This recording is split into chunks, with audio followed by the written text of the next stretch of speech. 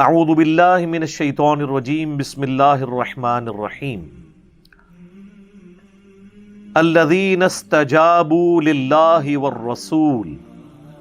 وہ لوگ کہ جنہوں نے پکار سن لی اللہ اور اس کے رسول کی، من بعد ما اصابہم القرح،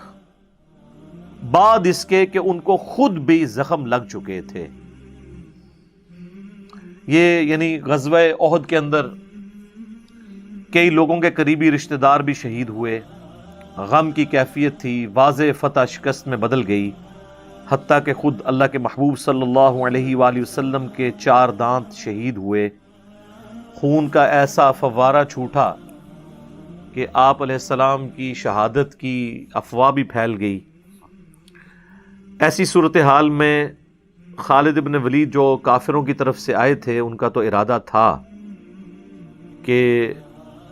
مسلمانوں کی اس جمعیت کو کچل دیا جائے، لیکن ابو سفیان کا مشورہ یہ تھا کہ ہم نے چونکہ بدلہ لے لیا ہے بدر کا، اب ہمیں واپس چلنا چاہیے، کیونکہ مسلمان پہاڑ کے اوپر پناہ لے چکے تھے، یہ بھی خطرہ تھا کہ وہ اوپر سے پتھر پھینکیں گے تو ان کا بھی نقصان ہوگا، تو وہاں سے چل دیے۔ پیچھے کتنے مسلمان شہید ہو چکے تھے، غم کی کیفیت تھی۔ نبی علیہ السلام چونکہ ایک جنگجو لیڈر بھی تھے، جہاں پر آپ پیغمبر تھے، آپ علیہ السلام ایک کامیاب سیاستدان بھی تھے۔ آج تو سیاست بدنام ہو چکی ہے، حالانکہ یہ تو اسلام کا حصہ ہے، جدا ہو دین سیاست سے تو رہ جاتی ہے چنگیزی۔ تو نبی علیہ السلام کا ایک ویژن تھا کہ کہیں ایسا نہ ہو کہ ہماری اس کمزوری سے فائدہ اٹھاتے ہوئے کافر واپس آ کے پھر دوبارہ مسلمانوں پہ حملہ کر دیں، اور واقعی آپ علیہ السلام کی یہ اسیسمنٹ درست تھی۔ تھوڑی دور واپس جانے کے بعد ابو سفیان کا ارادہ بھی ہوا کہ ہم واپس آ کے تو ان کا قلعہ کما مکمل طور پہ کر دیں، اور یہاں نبی صلی اللہ علیہ وآلہ وسلم نے دوبارہ سے ندا لگائی تو 70 اصحاب ایسے تھے جو والنٹیئرلی تیار ہوئے اس بات کے لیے کہ ہم اب کافروں کے پیچھے جائیں گے، تاکہ اگر ان کے کہیں دماغ میں بھی واپس آنے والی بات ہے نا تو وہ روب کھا جائیں کہ یہ ہمارے پیچھے آ گئے ہیں، مراد یہ کہ یہ ہم سے اب بدلہ لینا چاہتے ہیں، تو ان پہ روب بیٹھ جائیں۔ اب یہ بڑا اچھا مشورہ تھا نبی علیہ السلام کی طرف سے۔ تو 70 اصحاب تھے جنہوں نے لبیک کہا، اور نبی علیہ السلام نے ان کا قافلہ روانہ کیا۔ اسی کانٹیکسٹ میں صحیح بخاری میں ایک حدیث موجود ہے، سیدنا عروہ ابن زبیر رحمہ اللہ تعالی، جو سیدہ عائشہ کے بھانجے ہیں، حضرت عبداللہ ابن زبیر صحابی کے بھائی ہیں چھوٹے، اور حضرت زبیر عشرہ مبشرہ کے بیٹے ہیں۔ ان سے اماں عائشہ فرمایا کرتی تھی کہ تمہارے دونوں باپ ان لوگوں میں شامل ہیں جن کے بارے میں قرآن میں سورہ آل عمران کی آیت نمبر 172 میں آیا کہ الذین استجابوا للہ والرسول من بعد ما اصابہم القرح، کہ جنہوں نے اللہ اور اس کے رسول کی دعوت پہ لبیک کہا بعد اس کے کہ انہیں زخم پہنچ چکا تھا۔ جو 70 کا قافلہ روانہ ہوا کافروں کے پیچھے، ان میں تمہارے دونوں باپ یعنی ابو بکر اور زبیر بن عوام رضی اللہ تعالی عنہما وعلیہم السلام شامل تھے۔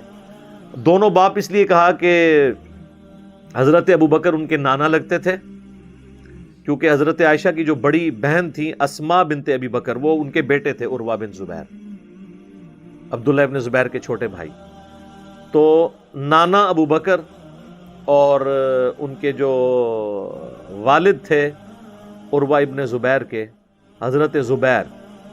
وہ تو ان کے باپ ہے ہی تھے، تو کہا تمہارے دونوں باپ ان لوگوں میں شامل ہیں۔ یہ صحیح بخاری میں حدیث موجود ہے۔ تو انہوں نے پھر پیچھا کیا، اور کافروں کو جب پتہ چلا یہ ہمارے پیچھے آ رہے ہیں تو وہ ظاہر کافر تو کمزور ہی ہوتے ہیں، وہ پھر انہوں نے ارادہ ترک کر دیا۔ البتہ جاتے جاتے انہوں نے ایک چیلنج دے دیا جو احادیث کی کتابوں میں تو نہیں ملتا، لیکن سیرت کی تمام کتابوں کے اندر ملتا ہے، کہ ابو سفیان نے کہا کہ ابھی تو ہم تم سے نہیں لڑتے، لیکن تمہیں چیلنج دے کے جاتے ہیں کہ اگلی دفعہ پھر میچ ڈالیں گے ایک ہم،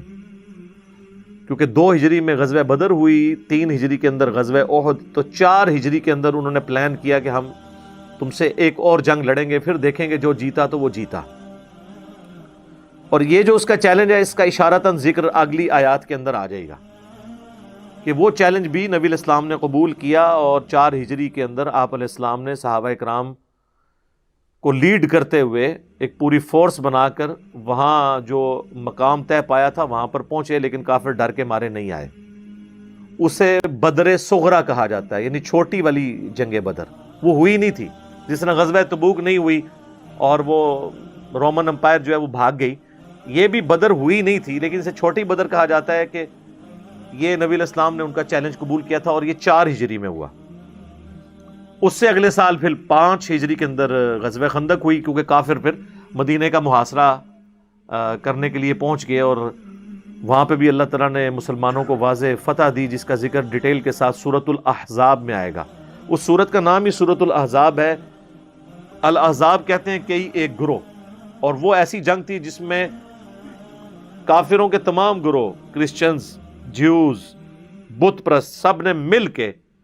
اپنا اپنا حصہ ڈالا تھا کہ مسلمانوں کی جمعیت کو توڑا جائے، اور اللہ تعالیٰ نے مسلمانوں کو فتح دی۔ وہ انشاءاللہ جب سورۃ الاحزاب آئے گی تو میں انشاءاللہ اس پہ ڈیٹیل سے گفتگو کروں گا۔ ویسے پچھلی ہماری قرآن کلاسز میں نے تسلی بخش گفتگو کی ہوئی ہے، اور میں آپ کے لیے عرض کروں گی ہمارا دوبارہ قرآن پاک کی ریکارڈنگ شروع ہوئی ہے۔ اس سے پہلے 9 سالوں کے اندر میں نے 344 لیکچرز کے اندر پورے قرآن کی تفسیر ویڈیو میں ریکارڈ کروا دی ہے الحمدللہ،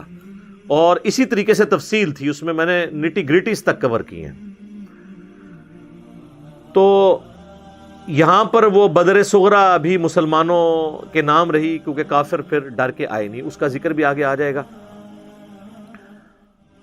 اب اس طرف آ جائے وہی آیت مبارکہ کہ وہ لوگ جنہوں نے اللہ اور اس کے رسول کی پکار پہ لبیک کہا، اس کے بعد کہ وہ خود بھی زخمی تھے،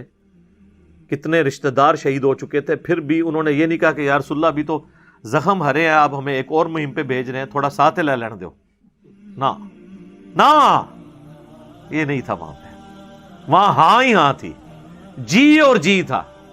سمعنا و اطعنا، سنا اور مان لیا۔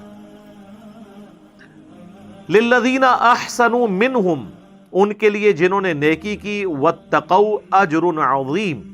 اور تقوی اختیار کیا، بہت بڑا اجر ہے۔ یعنی اس سے بڑی کیا نیکی ہوگی کہ زخم لگا ہوا ہے، کتنے رشتہ دار مر گئے ہیں، اور جنگ میں ایک شکست کا غم بھی ہرا ہے، اور اللہ کے نبی علیہ السلام کی دعوت اس مشکل وقت میں انہوں نے لبیک کہتے ہوئے 70 اصحاب اس چیز کے اوپر ایگری کر گئے کہ ہم کافروں کا پیچھا کریں گے۔ تو اللہ نے فرمایا کہ انہوں نے جو نیکی کی ہے اور تقوی کی روش اختیار کی ہے، ان کے لیے بہت بڑا اجر ہے۔ رضی اللہ عنہم اجمعین وعلیہم السلام اجمعین، آمین۔ الذین قال لهم الناس، یہ وہ لوگ ہیں جب لوگ ان سے کہتے ہیں ان الناس قد جمعوا لکم، کہ بے شک لوگ تو اکٹھے ہو رہے ہیں تمہارے خلاف۔ یہ ہے وہ بدر صغرا، وہ جو پلاننگز چل رہی تھی کہ اب غزوہ احد سے اگلے سال دوبارہ سے ایک میچ ڈالیں گے، یعنی وہ 2 میچ وہ کہتے تھے، ایک میچ تم جیت گئے بدر والا، احد والا ہم جیت گئے، تو اب فائنل ہوگا بیسٹ آف 3، یہ وہی بیٹل فیلڈ۔ تو جب مسلمانوں کو خبر ملی کہ بیسٹ آف 3 کے لیے کافر آ رہے ہیں، اور لوگ ڈرا رہے تھے مسلمانوں کو، افواہیں کہ جو کٹھے پہ ہوندے جے، جیسے سانوں کہتے ہیں سارے مولوی تھوڑے خلاف ہو گئے نے۔ اچھا لوگ سمجھتے ہیں اس سے میں دب جاؤں گا، نہیں سر، اس سے تو میرا خون بڑھ جاتا ہے کہ اچھا اس کا مطلب ہے کہ جہاں دعوت لگنی چاہیے تھی صحیح نشانے پہ لگ رہی ہے۔ یہ تو فیڈ بیک ہوتا ہے، اور ہماری روش بھی یہی ہوتی ہے جو اصحاب رسول کی روش تھی، وہ آگے آ رہا ہے۔ ان کی روش کیا ہے کہ جب انہیں کہا جاتا ہے نا ان الناس قد جمعوا لکم، بے شک لوگ تو جمع ہو گئے تمہارے خلاف، فخشوہم، ان سے ڈر جاؤ، فزادہم ایمانا، تو ان کا ایمان اور بڑھ جاتا ہے۔ وہ کہتے ہیں ڈرنے والی کون سی بات ہے، اللہ نے تو زندگی رکھی ہے آزمائشوں کے لیے، تو ایک اور آزمائش آئی ہے، اس میں بھی ہم پرفارم کریں گے اور اللہ سے اور اجر لیں گے، جتنا گڑ پاواں گے اتنا میٹھا، لیکن ایک گڑ بڑا کوڑا گڑ ہے، ہاں ایک کوڑا کوٹ ہے، یعنی وہ کڑوی دوائی ہے جو آپ لیں گے تو شفا ہوگی۔ تو ان کا ایمان بڑھتا ہے، اور وہ کہتے ہیں وَقَالُوا حَسْبُنَا اللَّهُ وَنِعْمَ الْوَكِيلُ، ہم نے اللہ ہی پر بھروسہ کیا اور وہی ہمیں کافی ہے، وہی بہتر کارساز ہے۔ یہ ہے وظیفہ سورہ آل عمران کی آیت نمبر 172 جو ہم نے اپنے بلو کارڈ صبح شام کے اذکار پہ بھی لکھا ہے. اسی کانٹیکسٹ میں اسی آیت کے تحت ایک حدیث ہے صحیح بخاری میں 173 آیت 172 پچھلی تھی. حسبنا اللہ و نعم الوکیل سورہ آل عمران کی آیت نمبر 173 کے کانٹیکسٹ میں ایک حدیث ہے صحیح بخاری کے اندر. وہ ہم نے اپنے بلو والے کارڈ کے اندر بھی نقل کی ہوئی ہے. میں اس کا آپ کو نمبر بھی بتاتا ہوں چونکہ کارڈ بائی چانس میرے سامنے رکھا ہوا ہے. اس کا انٹرنیشنل نمبر ہے 4563. تو اس میں حضرت عبداللہ ابن عباس کا قول ہے کہ تمہارے نبی علیہ السلام کو جب کافروں کی سازش کی خبر ہوئی یا جب کبھی بھی ان پہ مشکل وقت آتا تھا تو وہ پڑھتے تھے حسبنا اللہ و نعم الوکیل. اور یہ قرآن میں آ گیا کہ اصحاب رسول نے پڑھا حسبنا اللہ و نعم الوکیل. اور اس کے آگے الفاظ ہے کہ تمہارے جد امجد ابراہیم علیہ السلام کو جب تکلیف ہوتی تھی وہ بھی پڑھتے تھے حسبنا اللہ و نعم الوکیل. اور تمہارے پیغمبر صلی اللہ علیہ وآلہ وسلم بھی ہر مشکل ہر پریشانی میں کیا پڑھتے تھے حسبنا اللہ و نعم الوکیل. ویسے اس کے اوپر وہ پورا شعر بھی جوڑا ہوا ہے نعم المولا و نعم النصیر، وہ بھی قرآن کی آیت کا ٹکڑا ہے. لیکن یہ اتنا ہی وظیفہ کافی ہے. وہ جو بدر صغرا ہونے والی تھی نا اس کے سے لوگ ڈرا رہے تھے تو صحابہ نے کہا حسبنا اللہ و نعم الوکیل. تو اللہ تعالیٰ فرماتا ہے کہ اس کی طرف سے پھر اس وظیفے کی برکت سے ہم نے ان کے ساتھ کیسی مدد کی. فانقلبوا بنعمت من اللہ وفضل. پس مسلمانوں پہ اللہ تعالیٰ کی طرف سے ایسا کرم ہوا کہ وہ واپس آئے اللہ کا انعام اور فضل لے کر. لم یمسسہم سوء، ان کو کوئی برائی نہیں چھوئی. واتبعوا رضوان اللہ، اور اللہ کی رضا تو انہوں نے حاصل کر لی جو اس کائنات کی سب سے بڑی نعمت ہے. واللہ ذو فضل عظیم، اور اللہ تعالی بہت بڑے فضل کا مالک ہے. دنیاوی طور پہ بھی ان کو انعام مل گیا اس اعتبار سے کہ جو ساز و سامان کچھ لے کے گئے تھے تھوڑی بہت انہوں نے وہاں تجارت بھی کر لی اور کافروں پہ روب بھی پڑ گیا اور کافر آئے نہیں ہیں فائنل کھیلنے کے لیے، یعنی انہوں نے واک اوور دے دیا مسلمانوں کو. اور پھر اگلے سال جب آئے تو وہ پھر اللہ تعالیٰ نے مسلمانوں کے ہاتھوں ان کو ذلیل کروایا، حالانکہ وہ سب سے ٹف جنگ تھی غزوہ خندق والی.